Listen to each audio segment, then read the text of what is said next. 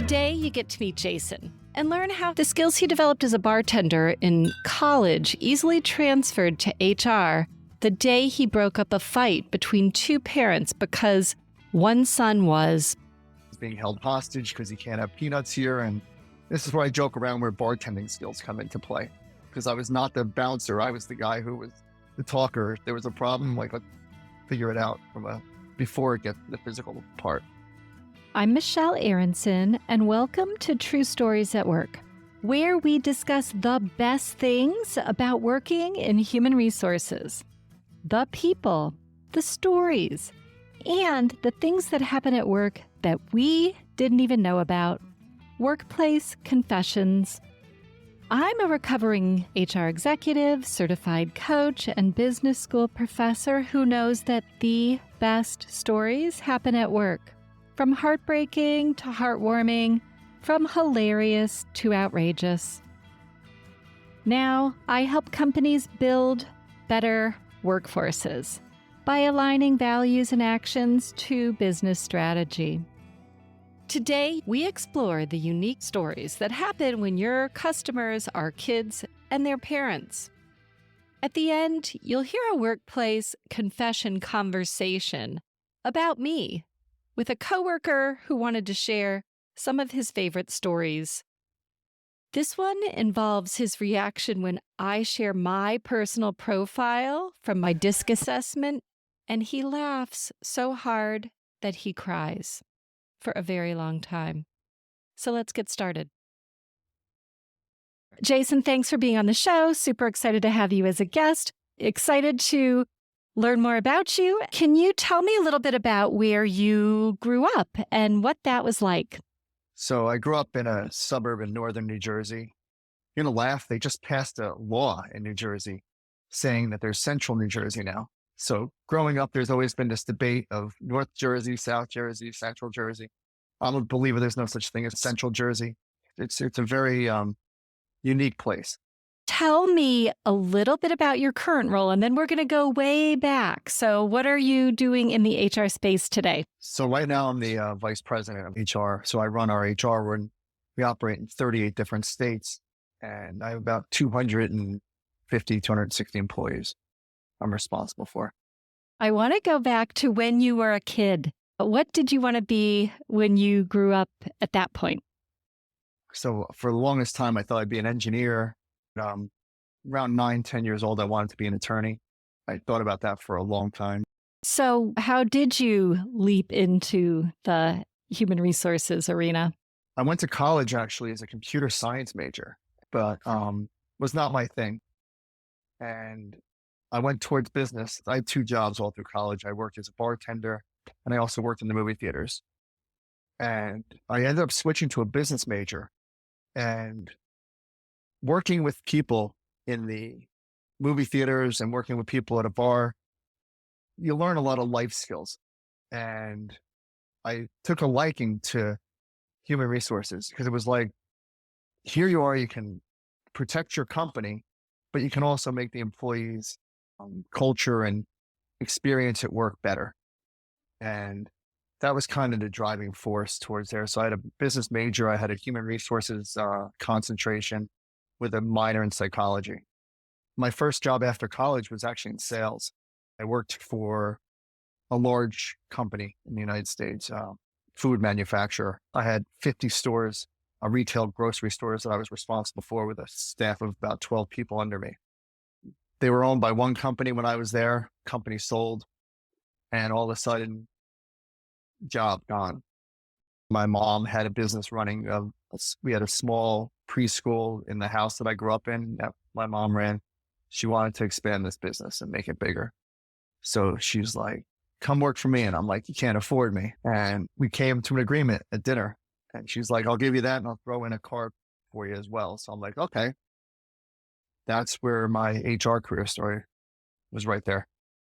I love that story. And it also makes me a little sad. My dad was a CEO and I graduated in a recession and there were no jobs. And he had hired my brother for summer work and he wouldn't hire me. I was not a compliant child. So I'm sure every single aspect of me showing up at work and being insubordinate was not what he envisioned in his tightly controlled environment. But congratulations that your mom gave you your first big shot. Well, it was an interesting work environment. I'll put it that way.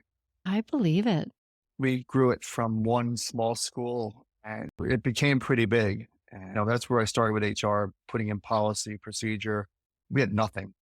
You want to make the experience well so people want to come to work each day. And the little things that you can do there, that just, it makes the company better. Tell me a little bit about the scariest or riskiest thing you had to do. So I'm sitting in my office and I'm doing some work and I get a phone call from one of the teachers. You need to come to the room right now. So I hang up the phone, I walk down there and there's two parents yelling at each other inside the classroom. One parent had a child that's allergic to peanuts and the room was a peanut-free room. And another dad decided as he was picking up his child, he was going to bring a chocolate peanut butter cup for his child. So the one dad whose child was peanut starts yelling at the other one. Now, mind you, both of these gentlemen were much bigger than me, both over 6 feet tall. And I knew them both pretty well. Their kids had been there for a while. So I walked in, I got in between them. They were standing like face to face. I just stepped in between. I said, all right, come on, we're going to go for a walk. And he's like, I'm not going anywhere. My son's being held hostage because he can't have peanuts here, and like just really upset. So I said, come on, we're going to go for a walk. I get him to go outside with me. We take a walk down the hallway. We go outside. I said, I understand you're upset.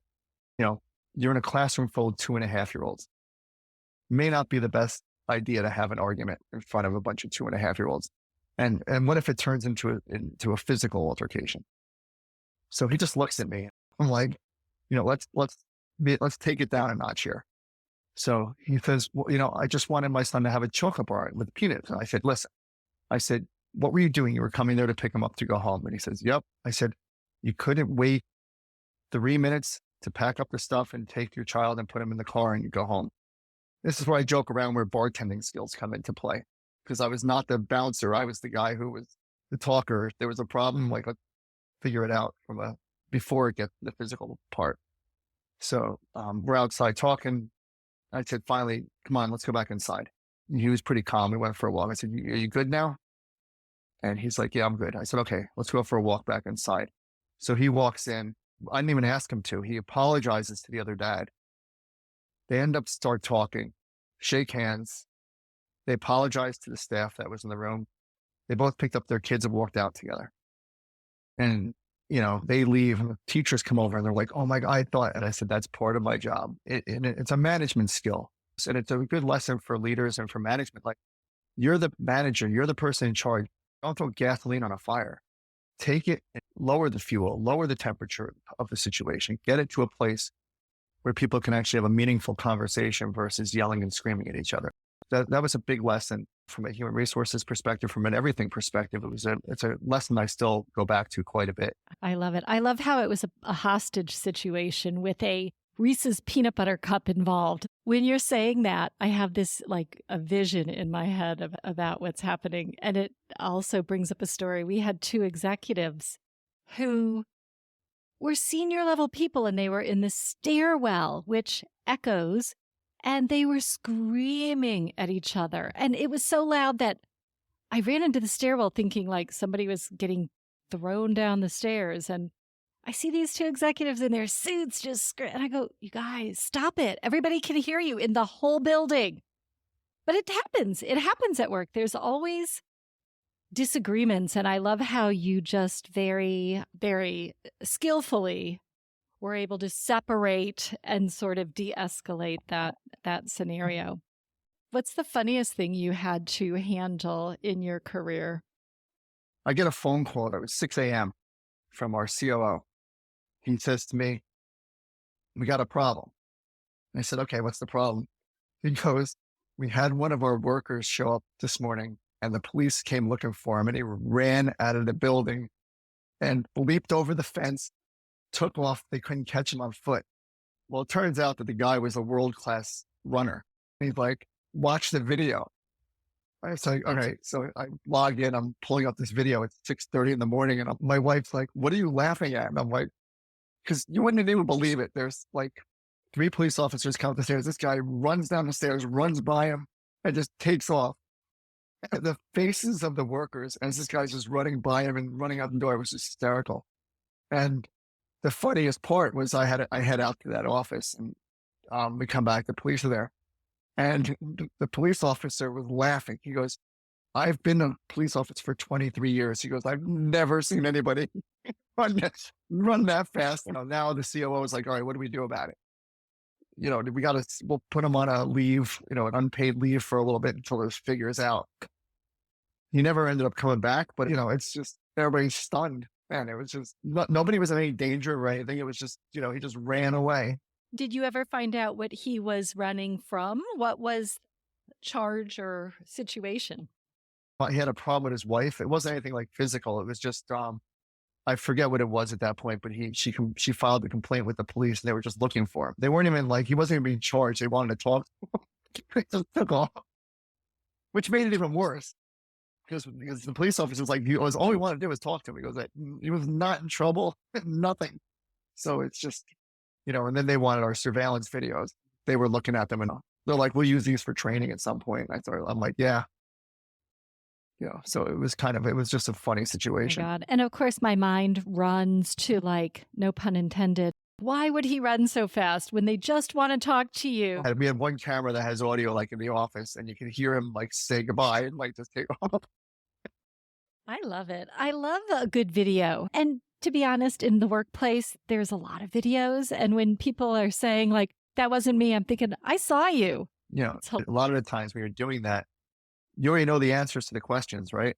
So it's kind of if I'm asking you that question, I know what's there, and it's kind of funny. What is the hardest thing you had to do in your HR experience? One of my hardest experiences, that was when I left working in the school after 20 years.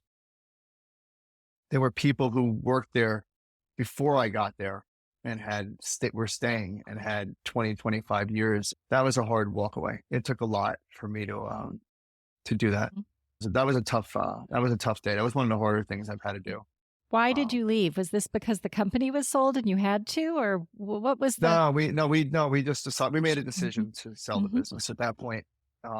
We kind of reached a plateau where we had to either scale down. We were starting to get on the radar of the larger childcare providers. And so it was time to, it was a good time to exit from that industry. And 20 years of childcare takes a toll. We had a child care center in my company, and my boss said, "I want you to take over the child care center." And I said, "No." He goes, "Why not?" And handling the problems daily, some kid got bitten, some kid, there's all sorts of things that I did not want to handle. I love children. I just did not want to get all those calls because it's small, untrained humans, which are maybe just as bad as large, untrained humans. So, it's an interesting industry. It really is. And you know what, though? The one thing I will tell you is the people who work at the schools are in it to work with the children. If there was a underprivileged child, the staff would bring extra clothes and stick it in the bag. Accidentally they'd have extra clothes, or they'd accidentally have some extra diapers and things like that. That's where you see the good in a lot of things. I also saw a lot of bad things, but I also saw a lot of good And things. it wouldn't be the children or the coworkers that would be keeping me away. I've got a sex at work investigation going on, and then a peanut butter cup parent. The way I looked at it is it's human resources, right? But you're taking kids and throwing them into an HR. So instead of just having employees, now you're throwing kids into the mix. Yeah. It was kind of a juggling act, and it prepares you though for other conversations and for other things that come through your HR door, and you learn patience from it, and you learn to be able to understand and relate to things that people say to you sometimes, and understand, and it makes you step back in HR. Sometimes we're quick to react to things, and I've really tried to bring a perspective of being proactive, or how do we cut off an issue before it becomes an issue? And that's a philosophy I carry with me quite a bit. And trust me, on the day to day, trying to deal with day to day things and then trying to think strategically, it's a very hard balance there as well. What about the greatest ethical dilemma you have faced? The hardest struggle, and this is one that came up a lot, is people were always like, I know somebody who could work at the school. I know they take care of my kids. They're going to be good. And it's balancing that relationship because the parents are paying for their children to come to the school and they're recommending somebody. And that came up a lot. And like we had a couple of parents who we didn't want to hire who they wanted us. So they would like take their child somewhere else. And the first couple of times you're beating yourself up, like, should I have hired this person? And, I look back and I'm like, no, you got to do what's right for the entire group. There'd be a discussion about why yes, why no. And I'm like, well, look at the can of worms that you're opening by doing that, where that can go. And, I've seen it at companies where you have people related to each other working together. It becomes a hard situation. We had to have rules that you could not work in the same department on the same shift. You couldn't report. We had a lot of employee referrals and we hired a lot of family members, and it was awesome and awful at the same time because if everything was going well, it was great. But if you fire somebody's child, that A+ worker quickly gets hostile and not so happy about this experience. So it can be difficult. Or if they get in a fight or they're not getting along at home, it comes to work too. So it plays out, I think, on multiple fronts. What you said about hiring a referral from somebody, I think that's relatable to so many HR professionals because everybody's got a great person they're recommending, everybody's family member or neighbor. And that's a tough one. You get used to it over time, but you forget how complicated it can get. What is your workplace pet peeve? People who are like late. Don't get me wrong. There's always things that come up. We're people, right? So there's going to be things. But I think when someone's habitually late, it's kind of a push away from me. What does being late mean? A sign of disrespect in certain ways. You're either on time or you're late. You're there 10 minutes early, you're still on time. You're not late. I think it's a good life skill. Although I have a friend who told me that it stresses her out when I show up on time because culturally that is not in her value system, and that she would like it better if I would come 20 minutes late. I said, why don't you just tell me a time 30 minutes later and then we can both feel good about it? That's funny. Is there anything I didn't ask you that you wanted to share? We had a school bus and we had after school kids. So the bus driver would pick up the after school kids and bring them back to our childcare center after school. So she's driving the kids back to the school. And the bus driver comes into my office laughing hysterically. And I'm like, what's so funny? And she goes, you don't even want to know. And I'm like, what happened? So she's like, you sure you want to hear this? I'm like, okay. She goes, one of the little girls on the bus says to the bus driver, you want to know something? So she goes, yeah. She goes, my mommy has a hairy vagina. The bus driver. The bus driver comes in. This is like an 7 or 8 year old girl says, and the bus driver tells me, she goes, Jason, she goes, now every time his mom comes, I'm not going to be able to think of anything else. And I said, oh my God. Luckily, the parents, and this parent was one of the funniest parents. I said, she goes, I'm going to tell her when she comes. That's fine. I said, the mom will think it's funny. And she was laughing. She goes, she wasn't even embarrassed. She goes, oh my God. She goes, I cannot believe I said that, but she was laughing. But so funny. No, it is funny. Really cute because kids say the darndest things. And honestly, they don't know any better. And that's a cute story. Any questions for me? I've enjoyed talking to you. I mean, I like this where you can kind of have an open-ended conversation that's very, back and forth. Yeah, I do like the ability to connect with other HR professionals. So, all right. Well, thank you. I've really enjoyed this conversation. You're welcome. Thank you. We've all done something bad at work, but here's your chance to confess. From small wrongs like borrowing office supplies to simplify your back-to-school shopping or snacking on a coworker's lunch, to the major workplace sins, the sex, drugs, and rock and roll type. Here is today's conscious clearing confession.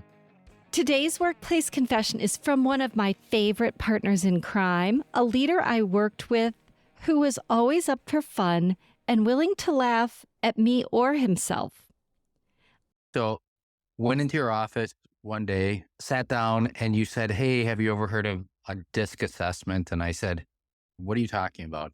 No, this helps you understand more about yourself. Have you ever taken one of these?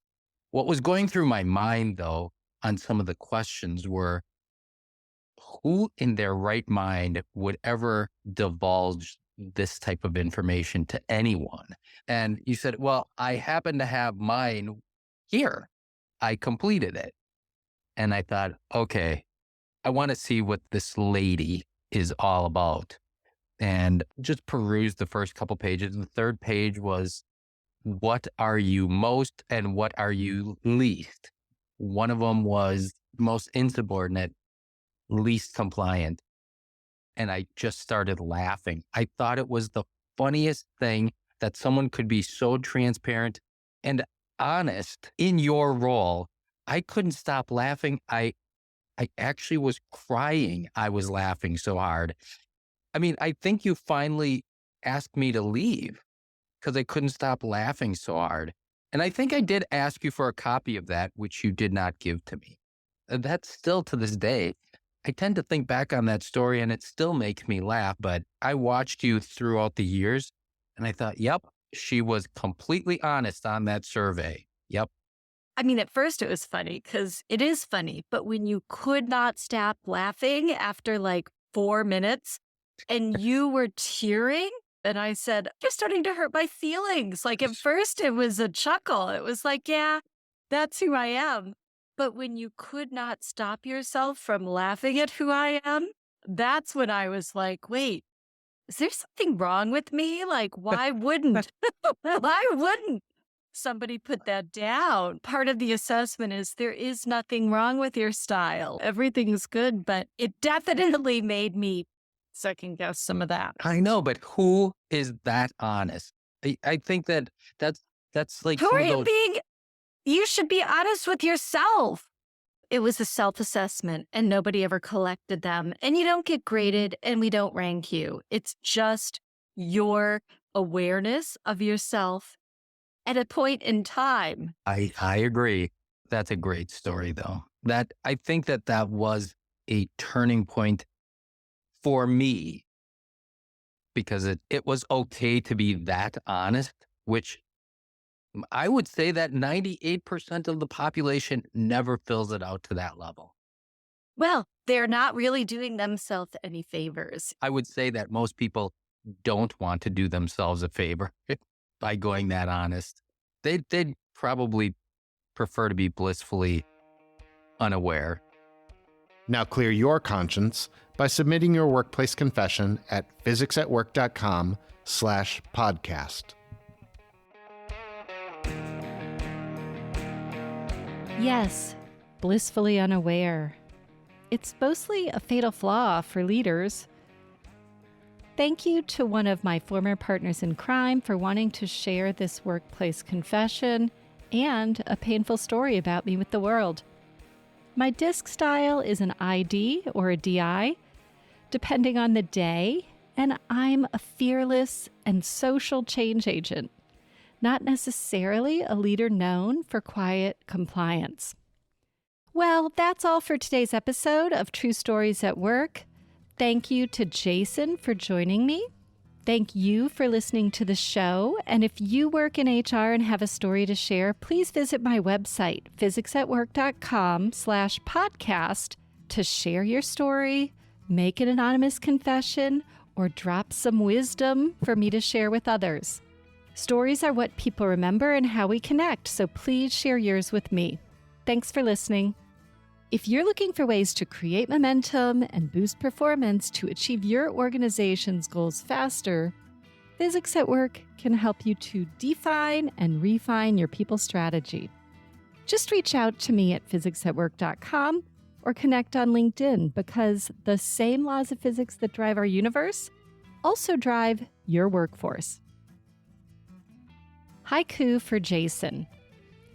Jason keeps it real for kids, parents, and employees while remaining calm.